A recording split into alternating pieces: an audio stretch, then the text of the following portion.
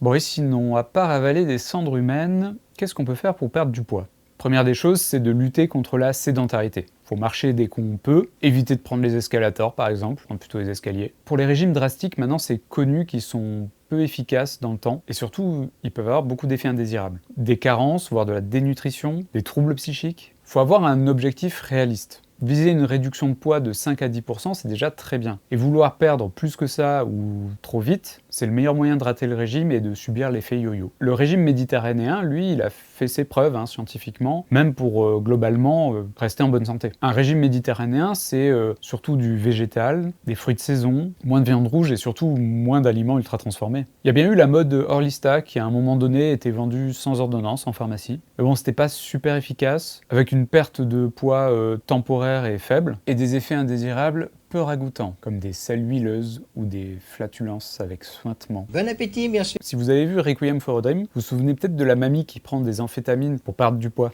Oui, parce que les amphètes, elles sont anorexigènes en fait. Ça veut dire qu'elles coupent l'appétit. Et vous vous souvenez de l'affaire Mediator? En France, ce médicament, le Benfluorex, était indiqué pour un usage précis. Lors de son interdiction en 2009, environ une personne sur deux ne le prenait pas pour ces indications. Car dans les faits, beaucoup de personnes se sont vues prescrire ce médicament pour perdre quelques kilos. Et donc une fois avalé, le Benfluorex, lui, se transforme dans le corps sous forme d'une amphète, mais bien tapée. Le problème, c'est que c'est un poison pour le cœur et le système cardiovasculaire, et on estime qu'il y a eu plus de 1000 morts liées à cette toxicité. Un film a été consacré à ce scandale, mais on en parlera plus tard. Et l'histoire se répète.